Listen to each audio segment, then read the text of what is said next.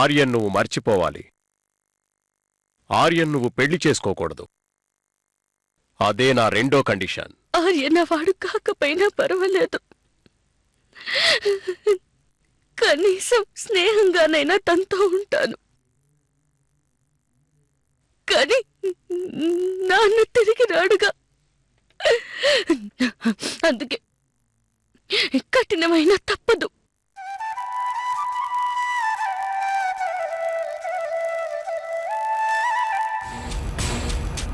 ఈవిడ అత్తగారైతే పాత పూజ చేస్తావా? చెయ్యి, నేను మాత్రం వద్దన్నానా? నీ ప్లాన్ కూడా అదే కదా. నిజం చెప్పు, ఈ ఇంటి కోడలు అవ్వాలని నువ్వు ఆశపడలేదా?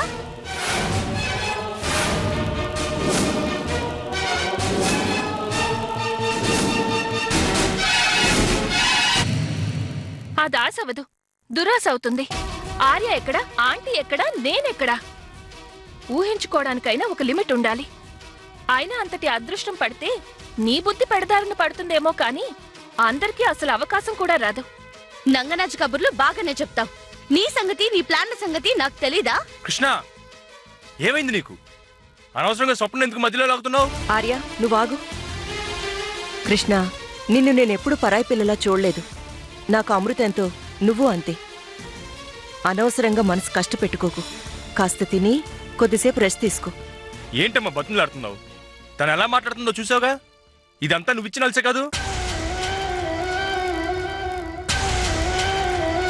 చిన్న పెద్దాన్ని తేడా చూడకుండా నోటికి ఎంత వస్తే అంత మాట్లాడటం ఏం పద్ధతి? ఆర్య, నిన్ను ఆగమన్నానా? ఆపకండి ఆంటీ, అననివ్వండి. మనసులో ఉన్నదంతా బయట కక్కనివ్వండి. నాకు తెలుసు, మొదటి నుండి నేనంటే రుసరుసలే.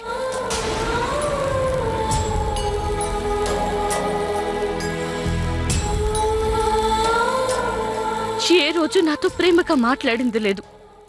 ప్రేమ దాకా ఎందుకు, స్నేహంగా కూడా ఎప్పుడు ఉండలేదు.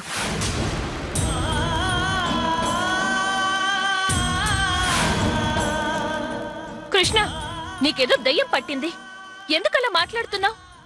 ఆర్యకు నీ మీద ప్రేమ లేదా? ప్రేమ లేకుండానే నువ్వు చేసే తింగర్ పనులన్నీ సహించాడా? తన ఫోన్ ఎత్తకుండా నువ్వు కట్ చేసినా పోనీలే అని సరిపెట్టుకున్నాడు. నువ్వు అమెరికా వెళ్ళిపోతానంటే ఎంత విలువిల్లాడిపోయాడు. నువ్వు గాజులు తొడగలేదని నిలదీస్తే నిల్చున్న మనిషి నిల్చున్నట్టే జేబులోంచి గాజులు తీసి నీ చేతిలో పెట్టాడు. ఇదంతా ప్రేమ కాదా? నువ్వెవరో కూడా తెలియనప్పుడు ఇంట్లో పెట్టుకున్నాడు. నువ్వేంటో తెలిసి కూడా నిన్ను గుండెల్లో పెట్టుకున్నాడు. అయినా ఇంత దారుణంగా మాట్లాడడానికి నీకు నోరెలా వచ్చింది? నీ అదృష్టం కొద్దీ అన్ని అమరేసరికి కళ్ళు నెత్తికినట్టున్నాయి. సందు దొరికితే దూరిపోతున్నావు. అయినా ఆర్యకు నా మీద ఉన్న ప్రేమ ఏంటంట?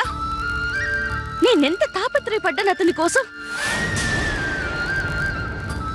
ఆడపిల్లనైనా సిగ్గు విడిచి నా మనసు తనకు తెలిపినా తను ఏనాడు స్పష్టంగా చెప్పలేదు. నన్ను వదిలించుకోవాలని వెంటుండి మరీ వీసా తీసుకురాలేదు. నేను మొండు పట్టు పడితేనే కదా ప్రయాణం ఆగింది. ఇక గాజులంటావా, జేబులో పెట్టుకుని మర్చిపోయి ఉంటాడు. నేననగానే గుర్తొచ్చి నా చేతికిచ్చాడు. అది పెద్ద గొప్ప? ఆ మాటకొస్తే నీకు గాయమైతే ఎంత ఆతృత పడ్డాడు. నీకోసం రాత్రంతా మెలకుతో హాస్పిటల్లో కూర్చున్నాడు. ఇప్పుడు చెప్పు, నీకు నాకు తేడా ఏంటి? ఏ తేడా లేకుండానే నువ్వు ఇంటి కోడలు కాబోతున్నావా? ఏంటి పెద్ద ప్రెసిడెంట్ పోస్ట్ లో బిల్డప్ ఇస్తున్నావు? బోడి కోడలు పోస్టేగా. కోడలంటే జీతం లేని ఓ పని మనిషి, అంతేగా.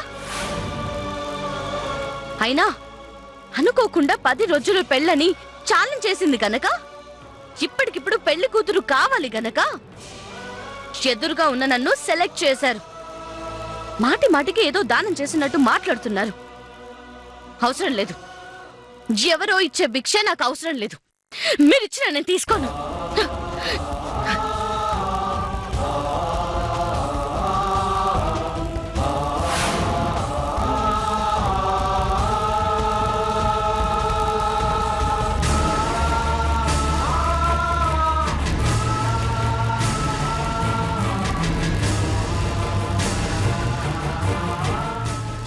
జరుగుతోంది ఆర్య?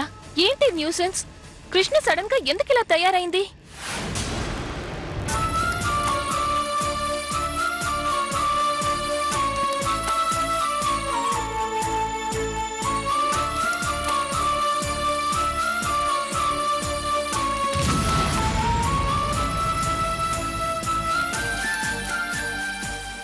నేనేదో ఈ ఇంటి మీద పడి తీరుగా తిన్నట్టు మాట్లాడుతున్నారుగా. అంత కర్మ నాకేం పట్టలేదు. నేను వెళ్తాను. ఆర్య, ఇదిగో నువ్వు నాకు ప్రేమతో ఇచ్చిన గాజులు. నీ ఇష్టం వచ్చిన వాళ్ళకి తొడుగు. కానీ ఈసారైనా కాస్త ప్రేమ గైపు. కృష్ణ,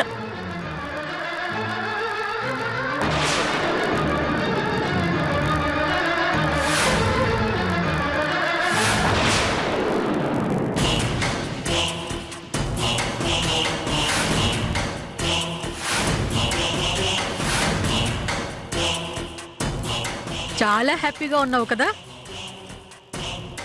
ఉండనా మరి? ఇవాళ ఎంత గొప్ప సక్సెస్ వచ్చిందో తెలుసా? హ, ఈ శకుంతలున్నాక సక్సెస్ కాక మరి ఇంకేం వస్తుంది?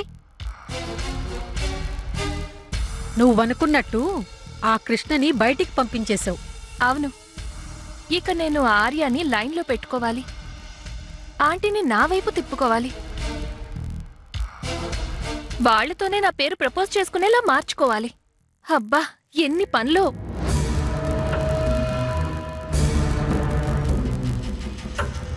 అది సరే, మరి కృష్ణనేం చేద్దాం? ఇంకేం చెయ్యాలి? ఇంట్లోంచి బయటికి పంపించేశాంగా. బయటికి కాదు, పొయ్యికి పంపించేయాలి.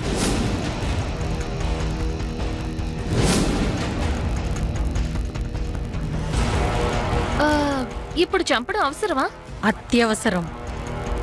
రేపది నీకు నాకు ఇద్దరికీ అడ్డుపుల్లగా మారదని ఎవరు చెప్పగలరు?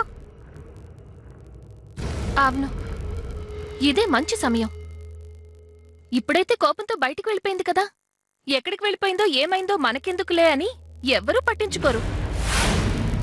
డైరెక్ట్గా మీ సవ దగ్గరికి పంపించేయండి. పీడ విరగడైపోతుంది.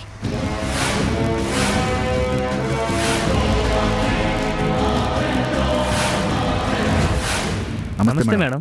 రా కాశీరా. ఇతనే వాళ్ళని చంపడానికి నేను అరేంజ్ చేసిన కిల్లర్. ఇతనే మన చేతికి మట్టంటకుండా ఆ కృష్ణని కాటికి పంపించగలడు.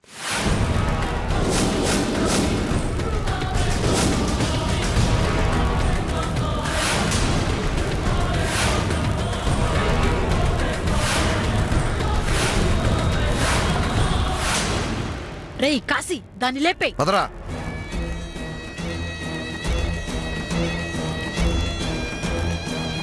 ఈ ముసలిది ఇక్కడికి ఎలా వచ్చింది? అంతా విన్నట్టుంది. అయ్యో, ఇప్పుడేం చేద్దాం? తప్పదు, దాన్ని లేపేయడమే. భయపడకు, ఏం కాదులే.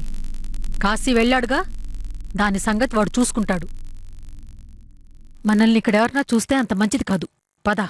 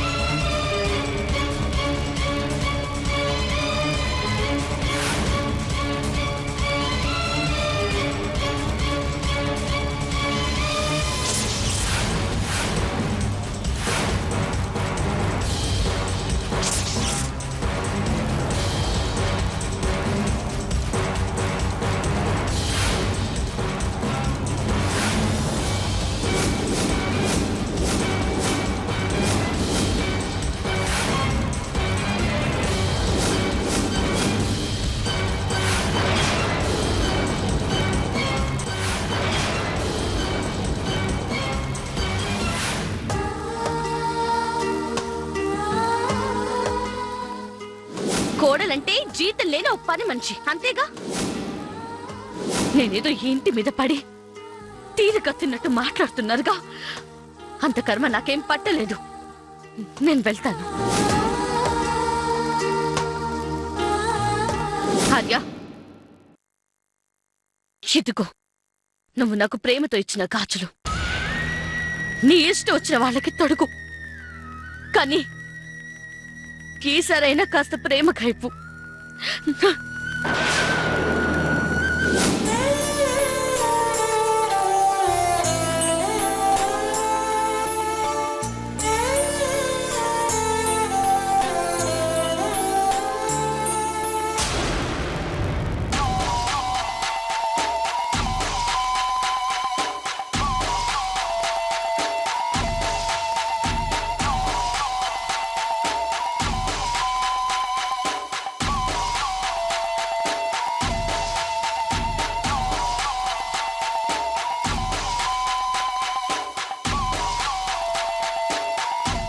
ఆంటీ, ఏమైంది?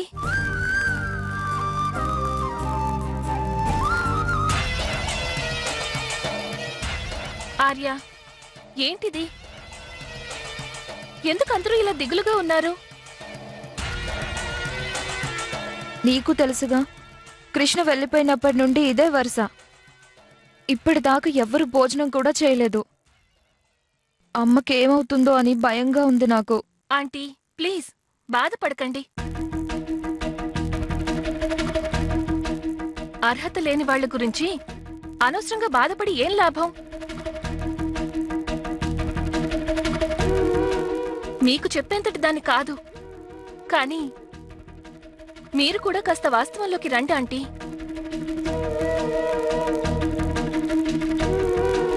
నిజమే, పొరపాటు జరిగింది. పాపాయి అనుకుని పాలు పోశారు. కాని పామని ఇప్పటికైనా అర్థమైందిగా. ఇంకా బాధపడితే ఏం ప్రయోజనం ఆంటీ? తనెలాగో హాయిగా వెళ్ళిపోయింది. కాని మీరిలా ఆరోగ్యం పాడు చేసుకుంటే మేమంతా ఏమైపోవాలాంటీ? ప్లీజ్ లేచి కాస్త అన్నం తినండి ఆంటీ. పెద్దవారు మీరే ఇలా అయితే పిల్లల మాకెలా ఉంటుంది చెప్పండి? ఆర్య, ఏంటి నువ్వు కూడా? ఆంటీని సముదాయించాల్సింది పోయి ఇలా కూర్చుంటే ఎలా? ఆర్య, నిన్నే ఏం మాట్లాడవే?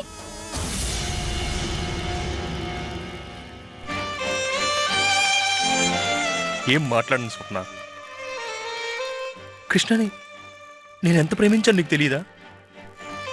తన కోసం నేనెంత తపన పడతానో తెలీదా?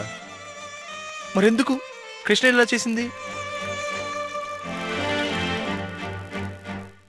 లేదార్య, తనకి వేరే ఏదో అండ దొరికిందని నా అనుమానం.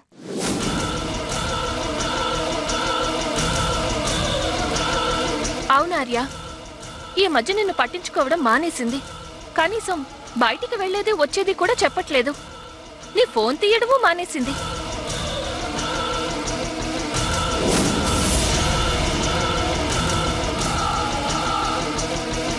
ఇప్పుడు నీ మనసులో స్థానం ఇచ్చినా, నీ జీవితంలో భాగం ఇస్తున్నా, సూర్యవంశం పెద్ద కోడలి హోదా ఇస్తున్నా కాదని వెళ్ళింది అంటే ఇంతకన్నా గొప్ప స్థానం దొరికితేనే కదా అలా చేసేది.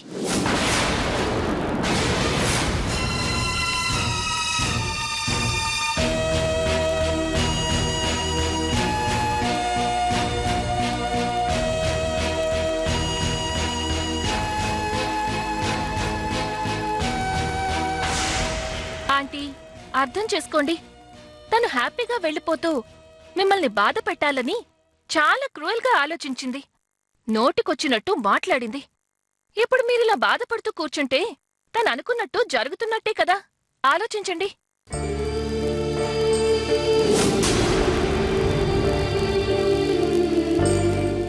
ఆర్య, మంచికో చెడుకో తన అసలు రూపం పెళ్లికి ముందే తెలిసిపోయింది.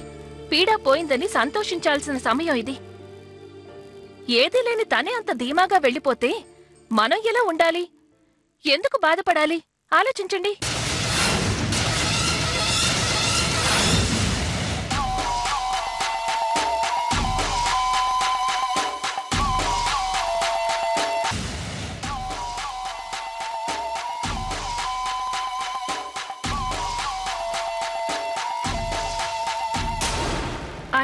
పదండి భోంచేద్దు గాని.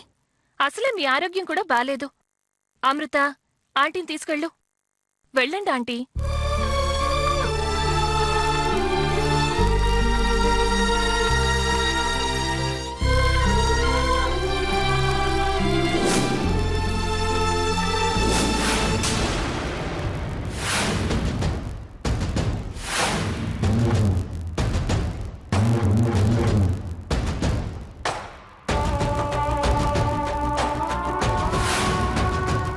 ఆర్య, ఇంకా ఆలోచిస్తావేంటి? పద పద. మొత్తానికి అనుకున్నది సాధించాను. అర్థమైంది ఆంటీ. అంటే దీనికేదో అయ్యింది, పిచ్చి పట్టి వాగుతుంది అని నోరు మూసుకొని పడుకోమంటున్నారా? అదేనా మీ ఉద్దేశం? అనుకోకుండా 10 రోజులు పెళ్ళని ఛాలెంజ్ చేసింది గనక, ఇప్పటికిప్పుడు పెళ్లి కూతురు కావాలి గనక ఎదురుగా ఉన్న నన్ను సెలెక్ట్ చేశారు.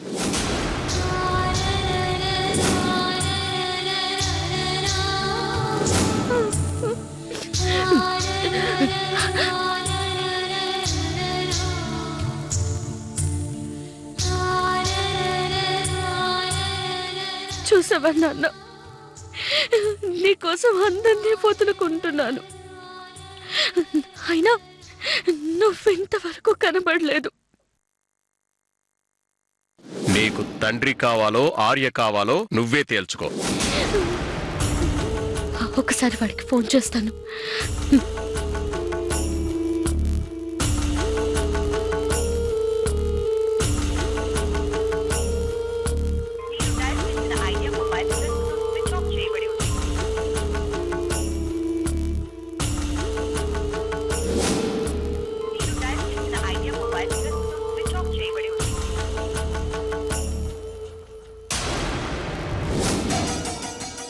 అదేంటి, నన్ను బజార్లోకి తీసుకొచ్చి నిలబెట్టిన మనిషి ఇప్పుడు ఫోన్ ఎత్తడే? వీడి మాట మీద అన్ని వదులుకున్నాను. తల్లి లాంటి ఆంటీని నానా మాటలన్నాను. అంత గొప్ప వంశానికి కోడలయ్యే అదృష్టాన్ని వద్దన్నాను. ఆర్య మనసు బాధ పెట్టాను. ఎవరు నా వల్ల సంతోషంగా ఉన్నారు? కేవలం నా కోసం, నాన్న కోసం, నా సంతోషం కోసం ఇవన్నీ చేశాను.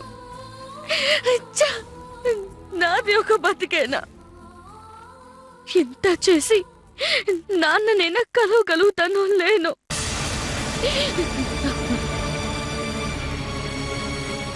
వీడికి ఇంకోసారి ఫోన్ చేద్దాం.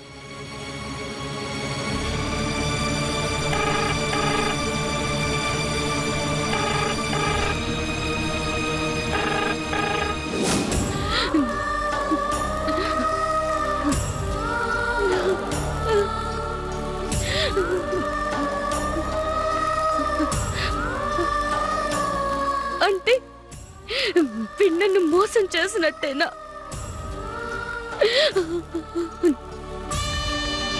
అవును, డబ్బు తీసుకున్నాడు, నన్ను బయటికి గెంటించాడు. ఇక నాకు నాన్నని చూపించాల్సిన అవసరం వాడికేంటి? కొంపతీసి వాడు మోహన్ చాటేయలేదుగా. అంటే నాన్న లేక, ఆర్య లేక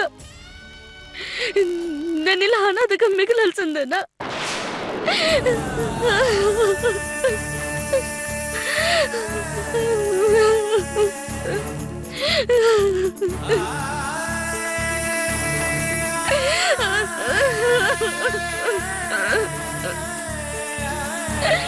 అయ్యో